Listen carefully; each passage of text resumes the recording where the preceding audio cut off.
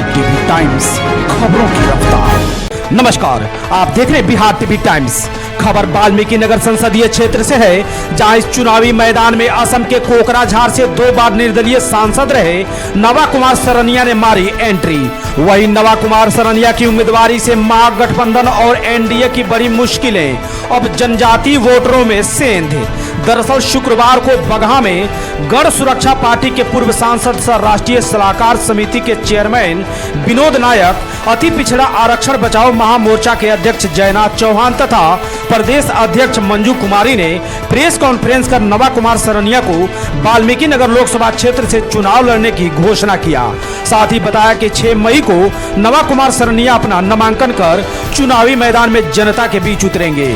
Press conference के दौरान विनोद नायक ने विपक्ष दलों पर निशाना साधते हुए बताया कि नवा कुमार सरनिया असम के कोकराझार से 2 बार निर्दलीय सांसद रह चुके हैं और तीसरी बार जब वे चुनावी मैदान में उतरे तो एक साजिश के तहत उनका नॉमिनेशन ही रद्द करवा दिया गया है, जिसके बाद उन्होंने अब वाल्मीकि नगर लोकसभा क्षेत्र से चुनाव लड़ने का फैसला किया है और इस क्षेत्र के जनजाति समुदाय के साथ साथ अति पिछड़ा की हक के लिए संघर्ष करेंगे।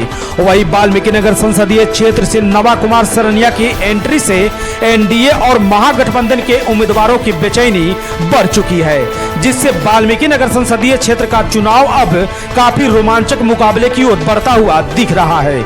इस दौरान पार्टी के प्रेम चौधरी, मोहम्मद मुश्ताक अहमद, ओम प्रकाश चौधरी, बलराम शाह और तरुण कुमार गोड़ के साथ दर्जनों नेता उपस्थित रहे। भगवान बुद्ध की, भगवान महावीर की ये जन्मभूमि जो बिहार है,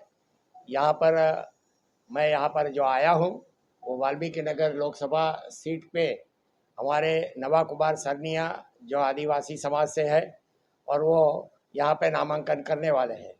उसका मुख्य उद्देश्य हमारा ये है कि 1914 में पूरे भारत में चंपारण ऐसा क्षेत्र था जो बैकवर्ड था, उसका डेवलपमेंट नहीं हुआ था।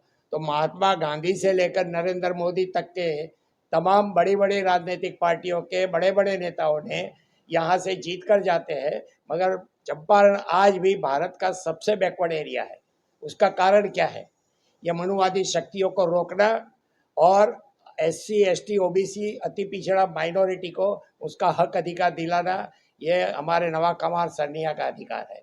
उनको जानबूझकर कोकराझार आसाम की लोकसभा से वो न जीते, क्योंकि 2 बार वो सांसद बने थे और सांसद बनने के बाद जब 2021 में उन्होंने पार्टी बनाई गण सुरक्षा पार्टी, तो तमाम राजनीतिक पार्टियां समझ गई कि ये गण यानी जनता की सुरक्षा की बात करते हैं। तो इसीलिए उनकी पार्टी को रोकने के लिए उनका पर्चा खारिज किया गया। बोले आप जनजाति नहीं है, फर्जी है। अब वो कानूनी लड़ाई हो गई है, हम सुप्रीम कोर्ट तक लड़ेंगे, मगर तब तक हमारे ये पिछड़े अति पिछड़े दलित समाज के लोगों के अधिकार के लिए उन्होंने ये तय किया है कि मैं वाल्मीकि नगर से नामांकन करूंगा और यहाँ के आदिवासी जिनकी हालत अति कमज़ोर है, उनकी जो हालत है और यहाँ के लोगों को सही मायने में आर्थिक अधिकार मिले, इसके लिए वो यहाँ पर आ रहे हैं। और आज तक मैं बताना चाहता हूँ कि किसी भी देश की राजनीतिक पार्टी हो, चाहे वो कांग्रेस हो, भाजपा हो, JDU हो, RJD हो, BSP हो, ये तमाम पार्टियों ने सामाजिक न्याय के नाम पर सिर्फ समाज को धोखा दिया है। सामाजिक न्याय जैसी कोई बात नहीं है। आर्थिक अधिकार, आर्थिक न्याय चाहिए और आर्थिक न्याय की बात आज तक कोई पार्टी नहीं करती है। हमारे सरनिया साहब कहते हैं, सांसद साहब, कि देश की जनता देश की मालिक है। मालिक यानी देश की भूमि के मालिक है। आज भी देश की भूमि पर मुट्ठी भर लोगों का कब्जा है। हमारी पार्टी अभी 110 सीट से पूरे देश में लड़ रही है। वाल्मीकि नगर में सबसे ज़्यादा आदिवासी दलित पिछड़ा है, उनका अधिकार नहीं मिला है। सब बड़े बड़े लोग पूंजीपति आते हैं और उसके साथ धोखा किया गया है। उसका नामांकन रद्द किया गया है कोकराझार आसाम से। इसीलिए वो यहाँ पे आकर आदिवासियों को बताएंगे कि मेरे जैसे बड़े सांसद हो फिर भी मेरे साथ अन्याय होता तो आप गरीबों के साथ कितना अन्याय होता होगा। ये बात रखने के लिए वो आए हैं। यहाँ आदिवासियों का हक के लिए खास लड़ना है। विनोद नायक, राष्ट्रीय सलाहकार समिति का चेयरमैन, गण सुरक्षा पार्टी।